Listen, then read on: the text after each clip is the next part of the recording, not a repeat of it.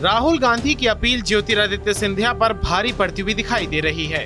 राहुल गांधी ने ऐलान किया था कि जो लोग किसी कारण से कांग्रेस छोड़कर दूसरी पार्टियों में चले गए हैं, लेकिन उनकी विचारधारा अभी भी कांग्रेस की है, तो वो पार्टी में वापस आ सकते हैं। कांग्रेस ने अपने नाराज सभी नेताओं के लिए पार्टी के दरवाजे खोल दिए हैं। राज्य इकाई को अगर कोई परेशानी नहीं है, तो पुराने कांग्रेस नेताओं की वापसी में कांग्रेस को कोई परेशानी नहीं है। इसके बाद प्रियंका गांधी ने ग्वालियर में दस्तक दी और यहाँ भी कांग्रेस महासचिव प्रियंका गांधी ने सिंधिया पर बहुत ही हल्के अंदाज में टिप्पणी की।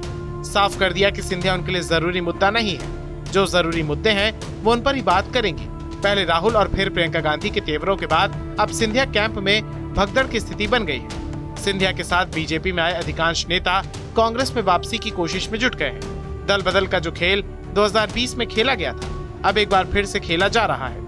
अंतर इतना आया है कि 2020 में नेता कांग्रेस छोड़कर बीजेपी में जा रहे थे, लेकिन इस बार नेता बीजेपी छोड़कर कांग्रेस में जा रहे हैं। बीजेपी में भगदड़ की स्थिति बन गई है। इस भगदड़ को रोकने के लिए बीजेपी हाईकमान भी सक्रिय दिखाई दे रहा है। सीएम शिवराज सिंह चौहान और प्रदेश अध्यक्ष बीडी शर्मा को नाराज नेताओं को मनाने की जिम्मेदारी सौंपी गई है। सिंधिया और कैलाश विजयवर्गीय को भी काम पर लगाया गया है। नरेंद्र तोमर को भी नाराज नेताओं के संपर्क में रहने के लिए कहा गया है। इस मन मनोवक के बाद भी मामला थमता हुआ नहीं दिख रहा है। ये सारी कोशिश बेकार दिख रही है। सिंधिया के साथ आए नेता तो वापसी कर ही रहे हैं। सिंधिया के चलते बीजेपी के पुराने और दिग्गज नेता भी कांग्रेस में आसरा ढूंढ रहे हैं। पूर्व सीएम कैलाश जोशी के बेटे दीपक जोशी तो पहले ही कांग्रेस में शामिल हो चुके हैं। दरअसल दीपक जोशी बागली सीट से विधानसभा चुनाव लड़ते थे।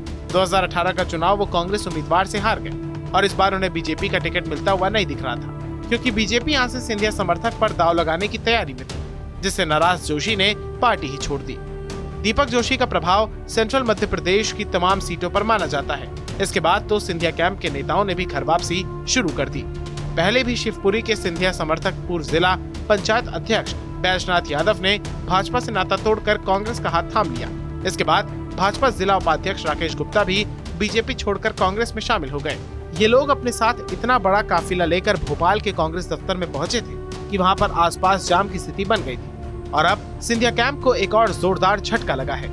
रायसेन के दिग्गज नेता और सिंधिया समर्थक गगन दीक्षित कांग्रेस में शामिल हो गए हैं। दीक्षित अपने साथ कांग्रेस के पूर्व विधायक निशंक जैन को भी साथ ले गए।